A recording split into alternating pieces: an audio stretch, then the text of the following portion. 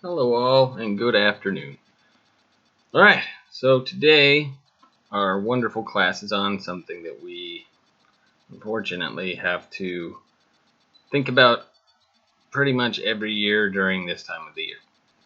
But it's good to be prepared for, so I'm going to go over some things to do for wildfires and fires in general and how to kind of prepare yourself, stay safe, keep your neighbors safe as well. And your friends and family, anybody. So we'll just go over some things that I looked up. It's staying ready for wildfires, and there have been some already. I saw some just the other day. There was one that started in that big hill between like Richmond, going up to like Emeryville, Berkeley area, and yeah, it like right in the middle of it, something caught fire, and it was really smoky and scary. And we're in a drought, so everything is extra dry because we haven't been getting much rain. So it's very important that we stay safe. Most of us are pretty safe because we're not living out in the middle of anything that's too wooded or anything like that, but it's still very important that we try to stay safe because you never know. You never know what can happen. Just like the Target it was actually a person who lit a department in that Target on fire. But, things like that can catch, and we live in neighborhoods right around there. So we're going to go over this is from CAL FIRE. So the three things they want is for you to plan, know, and act. So there are different things you can do. There are evacuation steps that you can take if you need to evacuate, but in the case of an emergency, hope you have all that. We're not going to go over that today. If you want more information on that, I will go over it. There's also a way to get text messages on wildfire incidents near you. That's the know part, and then plan. So you can also use their web-based app to create your own custom wildfire preparedness action plan. So you should always be prepared for this. Have water, of course. Make sure that your gas tank is filled up in your car to full. So if you have to evacuate, you're ready to go. And you're not running on empty because that's not going to get you very far. Speaking of which, mine's at half tank right now, which means for me that's empty on my tank is the way I treat it. So I need to fill up. But, there's all sorts of action plan. You want food. If you have pets, you need to think about that. There's all sorts of things you got to think about. And the things that you want to take with you, which really is minimal, you really just want to get yourself out. You'll create new memories. But here are some things that you can do.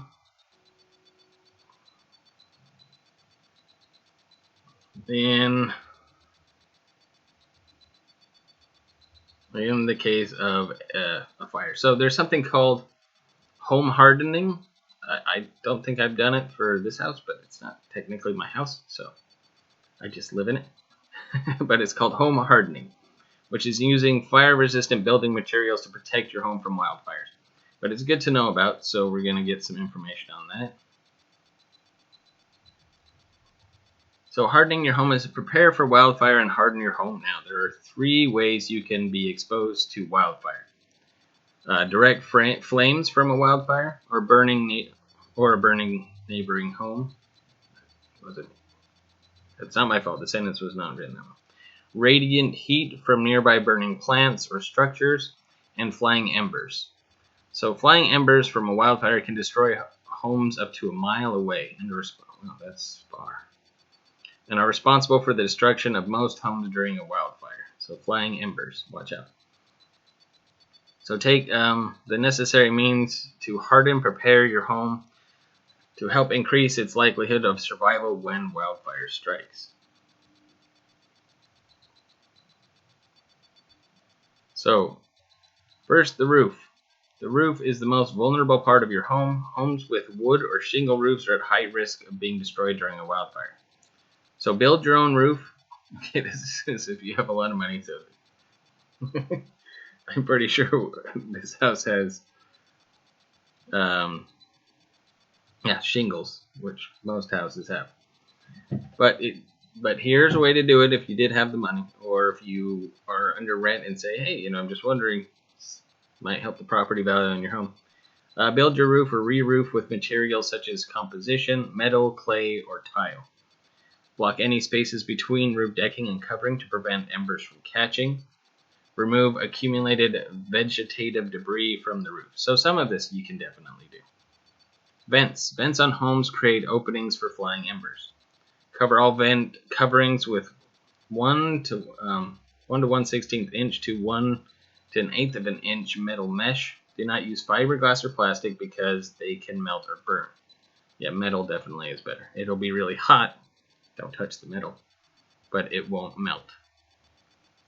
And there's also use ember and flame resistant vents. Eaves and soffits. Eaves, I don't know what those are. Should be boxed in a soffited eave design and protected with ignition resistant or non-combustible materials. I don't know. So we're skipping that. Forget eaves and soffits. I can't expound on it because I don't know anything about it. Windows. Windows. Heat from a wildfire can cause windows to break even before the home is on fire. This allows burning embers to enter and start fires inside. Single pane and large windows are particularly vulnerable. So the smaller the window, the easier. But these bigger windows, easier to break. So you just install dual paned windows, or check which windows are dual paned. So in the case of a fire, which ones might need to be reinforced. Tempered glass to reduce the chance of breakage in a fire. Consider limiting the size and numbers of windows that face large areas of vegetation, because that's what's going to burn the fastest, like grasses and all the vegetation. Install screens in all usable windows to increase ember resistance and decrease radiant heat exposure. Walls. Wood products such as boards, panels, or shingles are common siding materials. However, they are flammable and not good choices for fire-prone areas. So we don't really live in a fire-prone area, but it's still good to know about.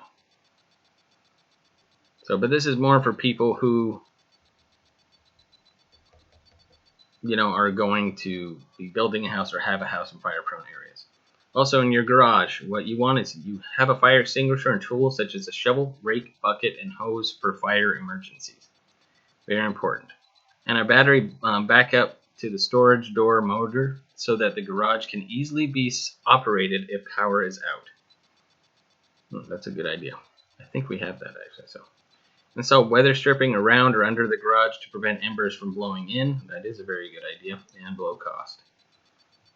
Store all combustible and flammable liquid away from ignition sources. And treat windows and vents in the garage the same way as if it was part of the house. And water supply. Consider having multiple garden hoses that are long enough to reach all areas of your home and other structures of your property. If you have a pool or well, consider getting a pump. Alright, so that's the first one. Let's see. So create your defensible space. So the defensible space. Give me 1 sec. Alright, we're back. California's wildfires continue to threaten our communities. Clear away dead trees. That was cool, but I don't know how I did that.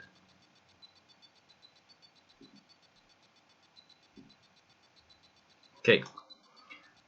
So keep your property lean and green to help protect your family and home. So coupled with home hardening, a defensible space is essential to improve your home's chance of surviving a wildfire. Defensible space is a buffer you create between a building on your property and the grass, trees, and shrubs, or any wildland area that surround it. The space is needed to slow or stop the spread of wildfire, and it helps protect your home from catching fire either from embers, direct flame contact, or radiant heat.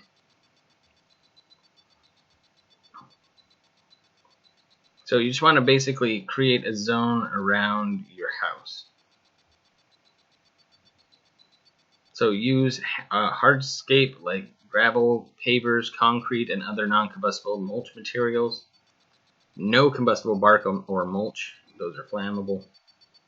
Remove all dead and dying weeds, grass, plants, shrubs, trees, branches, and vegetative debris. Sorry, I'm talking very fast, but anything that's dry that is around your house, that is something you want to remove because that is very flammable. It's perfect ember for a fire. I mean, that's why if you ever go camping or anything like that, people go around and pick up the dried bits on the ground because they're really flammable. You throw them in the fire and it goes up fast.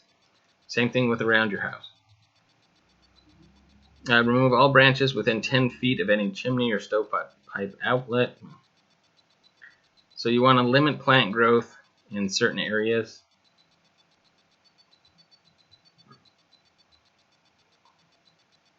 Let's see. Yeah, so all of these is really just removing, mostly it says just, for the houses in our area, that's what would be the most important. I'm trying to think of just our group specifically. We don't live in an area where we're out in the woods or anything like that. We're suburban or urban. And suburban to urban. But the thing is that you just around your house, anything that's dry or could catch that's right next to your house, that's stuff that you just want to pull up and pull out. The shorter it is, the less of it is, then the safer your house is going to be. And you also want plant and tree spacing. So the spacing between grass, shrubs, and trees is crucial to reduce the spread of wildfires. The spacing is needed to determine the type and size of brush and trees, as well as the slope of the land. For example, a property with a steep slope with larger vegetation requires greater spacing because wind blows right up between trees and shrubs than a level property that has small, sparse vegetation, which most of are. We're mostly on a level area. I do have kind of a wind current that comes down towards my house, so you want to be careful with that. Well, I need to be careful with that. Okay, so there you go. And then lastly, I hate to be a bummer.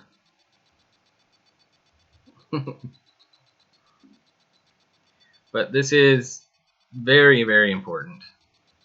And it's already going on. But it's fireworks safety. So what do we have coming up on Monday? We've got ourselves the 4th of July. Now we'll talk about that more tomorrow. Just kind of the history of it so that we don't go away with bad feeling in our mouth from the safety. But fireworks safety is very important because these things are like giant embers flying around that create other embers, and if used improperly can really start a bad fire. So don't spark a fire this 4th of July. You'll feel terrible for the rest of your life if you found out you burned down your neighborhood. I'm sure I would. I don't even really use fireworks anymore. And especially not during a drought. So fireworks are illegal in certain areas of California because each year serious injuries and millions of dollars in property loss occur from wildfires sparked by fireworks. Large grass crops and dry vegetation increase the threat for devastating fires throughout all of California. Remember, fireworks spark fires. So check your local laws and ordinances to find out if fireworks are illegal where you live, or if certain safe and sane fireworks are permitted. So know the law. California has zero tolerance for the sale of illegal fireworks. Illegal fireworks include skyrockets, bottle rockets, Roman candles, aerial shells, firecrackers, and other fireworks that explode, go into the air, or move on the ground in an uncontrollable manner. All the fun ones to look at. Go somewhere to watch the big ones where they already have the pyrotechnics set up so they land in places and things like that. So it is illegal to sell, transport, or use fireworks that do not carry the safe and sane seal, as well as possess or use fireworks in a community where they are not permitted. If you're convicted of selling illegal fireworks, you can be fined up to $50,000, as well as be sent for jail for up to 1 year. There are nearly 300 California communities communities that allow safe and sane fireworks. Parents are liable for any damage or injuries caused by their children using fireworks. Okay, none of us are really parents here, so we don't have to worry about it. But you know who to rat that out it is if a kid does burn your house down. Office of State Fire Marshal requires the licensing of pyrotechnic operators. That's why the big shows have pyrotechnic operators. Firework manufacturers, importer exporters, wholesalers, retailers, and public display companies. Okay, and finally, fireworks safety tips. There's two different things. Fireworks safety tips. Use only state fire marshal approved fireworks. Local ordinances should be verified before purchasing and or using fireworks. Always read the directions. Always have an adult present if you're not the adult. Only use fireworks outdoors. Never use fireworks near dry grass or other flammable materials, please. That's really important. Not near dry grass. That's what starts huge fires. Light one firework at a time and have a bucket of water or hose nearby. And lastly, fireworks injury prevention safety tips. How to make sure you don't shoot your eye out. Never place any part of your body directly over a firework device when lighting the fuse. Back up several feet immediately after lighting the firework. These are all common sense, but sometimes people need reminders. Never point or throw fireworks at another person. It's not fun. It could really hurt them, and you're liable for it. Never experiment with fireworks. Never attempt to relight or fix fireworks. So if it doesn't go off, douse it with water. Try another one. Do not wear loose-fitting clothing while lighting fireworks. Never carry fireworks in your pockets. And lastly, to remember always is fireworks are not toys. They're not toys. It might seem like it, but they're not toys. Anyway, we'll go over stuff for 4th of July tomorrow. I will remind people about fireworks safety. Safe and sane, and fireworks are not toys. Anyway, so those are some ways just to clean up just a little bit around your house. Dead grasses, things like that. Check your window panes. If you can, get things just so embers can't fly into your home. Just to prevent fires from devastating your house if you did have to evacuate for any reason. Anyway, so this has been Wildfire Safety Class. If you have any comments, questions, concerns, please let me know. All right, everybody. Bye for now.